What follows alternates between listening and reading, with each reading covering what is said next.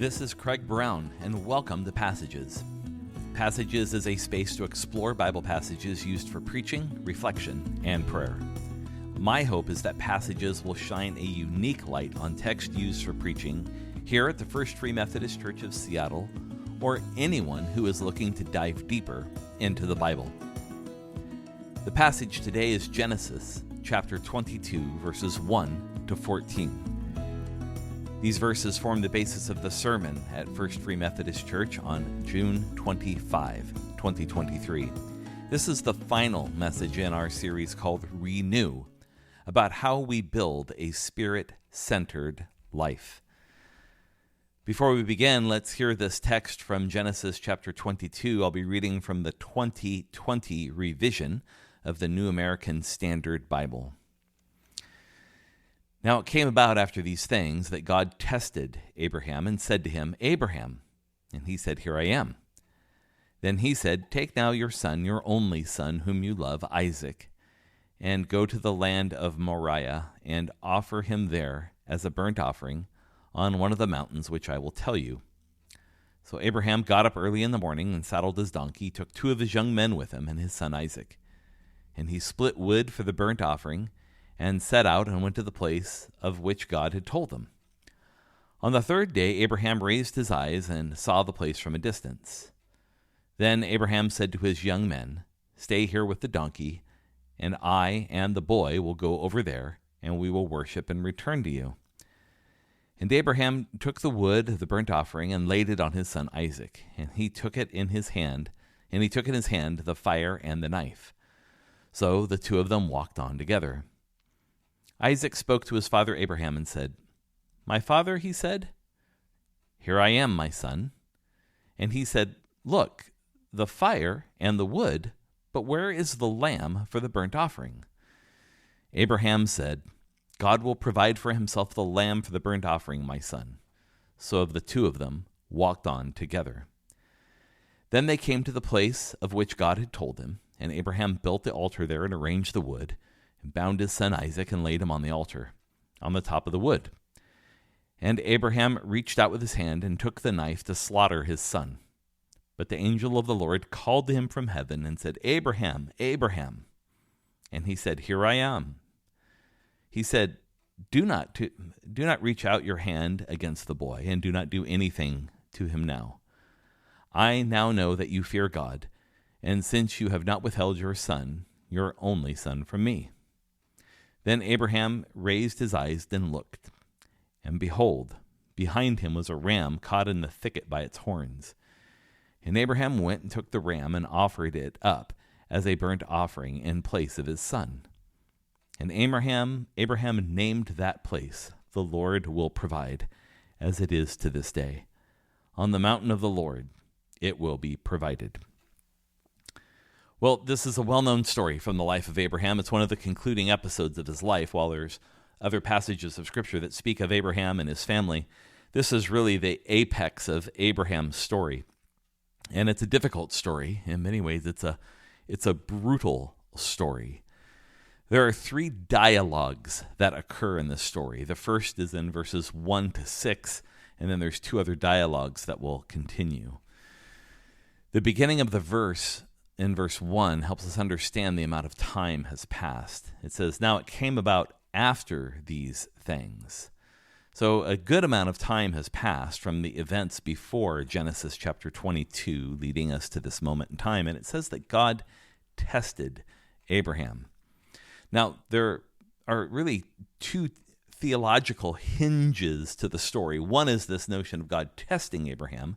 The other one is God is providing for Abraham. So there's this testing and provision that take place in the story, and these are really the two hinges on which the story moves. There are a total of 3 exchanges of dialogue, as I mentioned a moment ago, where Abraham answers in each one, "Here I am." So if you look at the story carefully in the 14 verses that I read, Abraham responds to a call of his name 3 times with "Here I am." The first time it is God calling, the second one is Isaac, the last one is God calling again.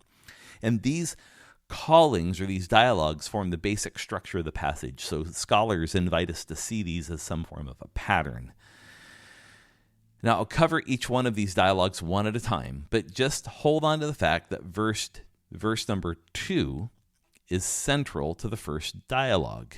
So in that second verse of Genesis chapter 22, we read about how it says that Abraham answers, "Here I am." And then it says in verse 2, "Then he said," God said, "Take now your son, your only son whom you love, Isaac, and go to the land of Moriah and offer him there as a burnt offering on one of the mountains which I will tell you." That's the pivotal verse.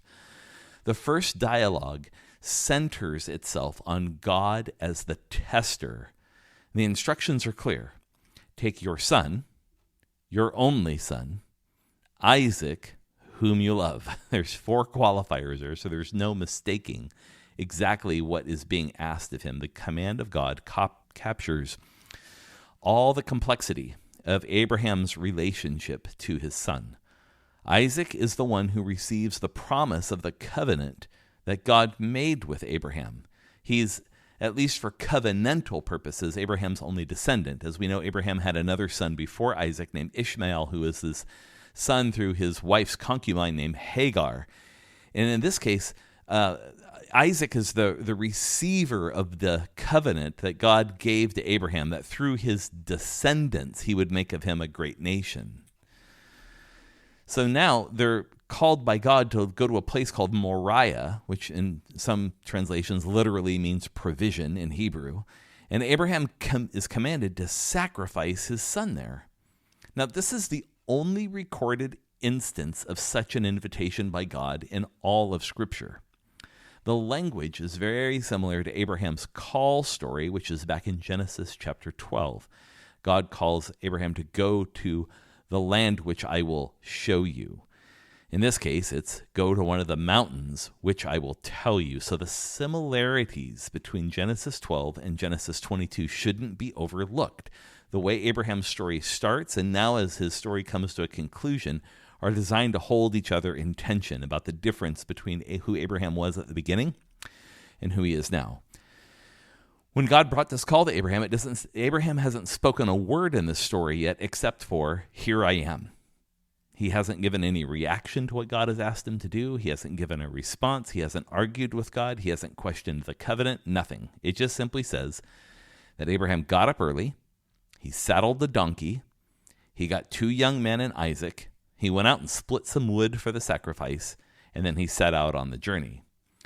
Now, it's a 3-day journey, the scriptures tell us. So some believe that the place to which Abraham went was the Temple Mount in Jerusalem.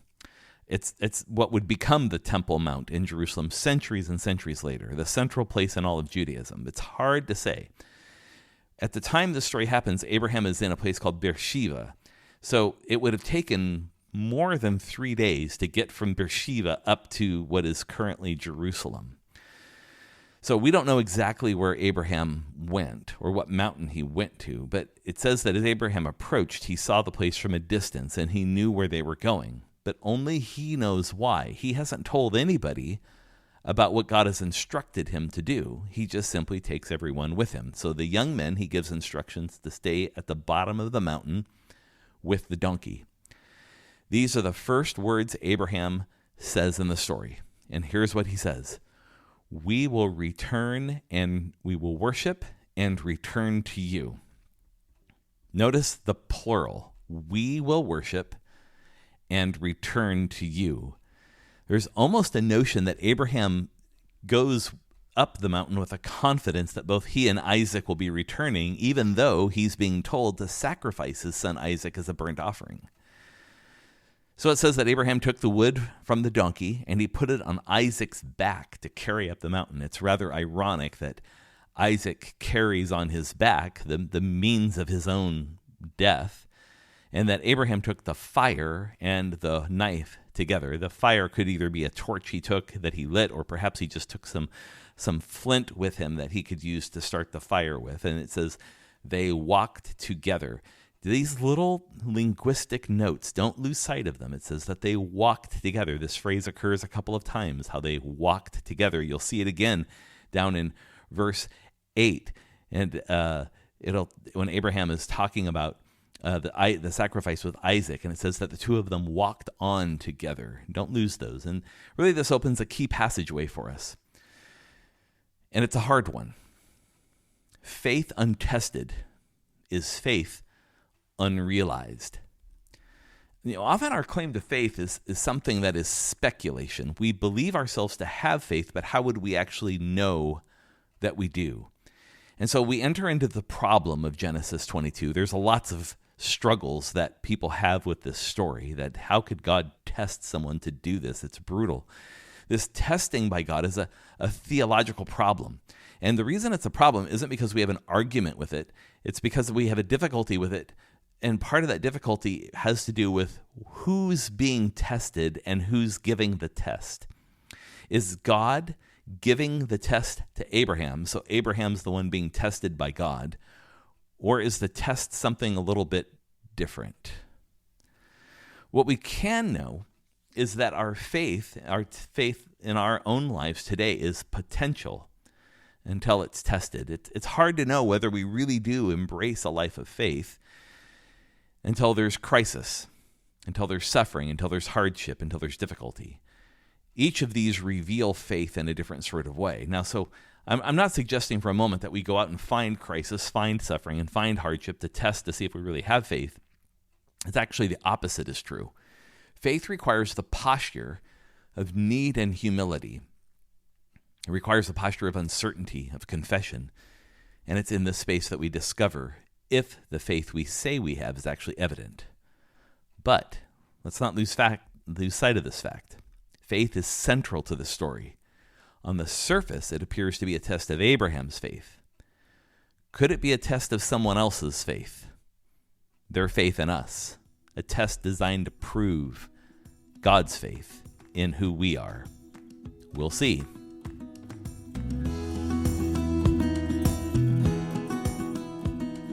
There's now a second dialogue that takes place, and it's much shorter, and it's really the central part of this story. And it has to do with when Isaac says to Abraham in verse 7, Isaac spoke to his father Abraham and said, "My father." And he, Abraham, said, "Here I am, my son." And he said, "Look, the fire and the wood, but where is the lamb for the offering?" And then Abraham says the pivotal verse here in pivotal statement in verse 8. God will provide for himself the lamb for the burnt offering, my son. The second dialogue, of course, is much shorter, but it's pivotal in the story. So on the way up the mountain, Isaac asks Abraham where the sacrifice is. Now note the formulation of the dialogue. It's exactly like the first dialogue when God came to Abraham to test him and says, "Abraham," and he says, "Here I am." This time Isaac says, "My father," and Abraham answers the exact same way, "Here I am," just like the first time. Now Isaac notes that all the required ingredients for burnt offering are here, except for one of them. And Abraham's answer is the key to this passage of Scripture. He says that God will provide for himself the lamb for the burnt offering. It's interesting. God will provide for himself. The middle voice is being used here, that God is going to do something for God's own self, the lamb of the burnt offering. So in a sense, there's a way in which Abraham describes this as not that God's not doing anything for Abraham or doing something for Isaac, but that God is going to provide for himself. And that act of God providing for God's self is important for us to hold on to. We'll get to that in a minute. Now, in a burnt offering that was typically offered, an animal would have its throat slit, and then it would be dismembered and placed on a fire. I know it's graphic, but just bear with me. The animal, in that case, in this ancient world, takes the place of the human. In other words, the human has done wrong and, quote unquote, deserves to die. And so the notion of the burnt offering is that this animal is going to now take the place of that human being as a token of self-sacrifice. So rather than the human offering themselves, they offer the animal instead. Let's be clear, it's not a substitution. The animal is not dying for the human, but rather the animal is a token or a symbol of that self-sacrifice the human is making, the awareness of their own need for redemption. Now, as Abraham goes up this mountain to prepare to offer his son as a human sacrifice, is what God has apparently told him to do, consider what Abraham is holding, what he's holding on to in his heart. He's holding on to the promise that God will build a nation out of his descendants. He's holding on, the fact that now he's called to kill his own son. He's holding some faith that God will somehow make this covenant happen, even if Isaac is dead. And he has not yet even told his son about what's to happen. This is the crisis of the story. There's a key passageway here for us in the second dialogue, and that we must trust in God's provision and how that matters most when hope seems lost. And many would argue that this passage is cruel and primitive, and to be honest, by our standards, it certainly is. If any of us were asked to do this very same thing, I doubt that any of us would be excited about the possibility. But in Abraham's world, perhaps not as much. This is an ancient story, very, very old, thousands of years. Trust and faith, as we mentioned a moment ago, are largely untested until a crisis comes, and we see this play out in Scripture again and again. It's true for Job, it's true for Abraham, it's true for many others. It's especially true for Jesus. Can you imagine the temptation of Jesus in the wilderness, in the garden of the cross? That this notion of God providing, wow, what a powerful word that would have to be for Jesus to trust in as he agonizes in the garden before his arrest and crucifixion. Abraham only knows that God will fulfill the covenant made to him. How? He doesn't know. By God presenting him, in some sense, with a contradiction, that death is life, and that being lost is actually being found. These themes are not lost on the Christian. Jesus himself said that if we wish to live, we must die. Jesus spoke of his own death and resurrection as inseparable events. Two events that must always be understood together, that the paradox, the contradiction, it's not to be resolved, it's to be held.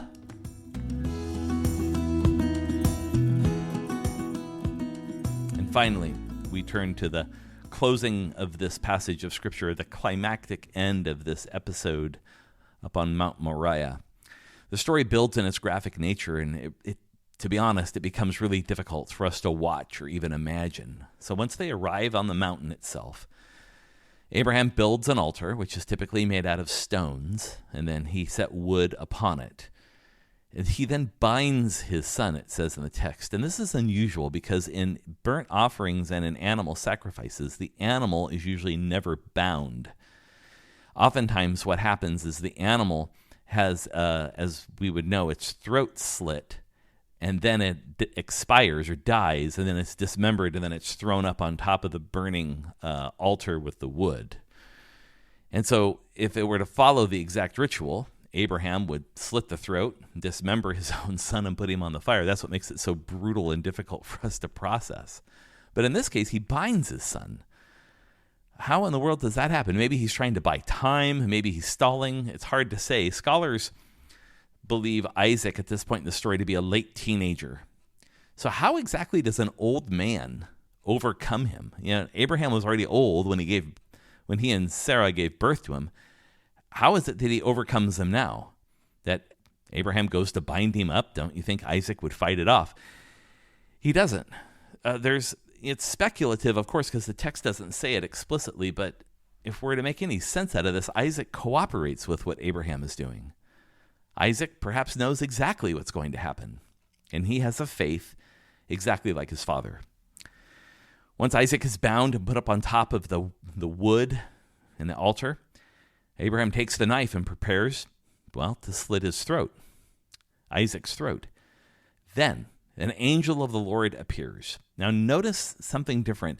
You may not be aware that when you read a Bible in English, the printed word for Lord, if it appears in all capital letters or like what is called small caps or small capitals, that's the translation referencing the covenant name for God.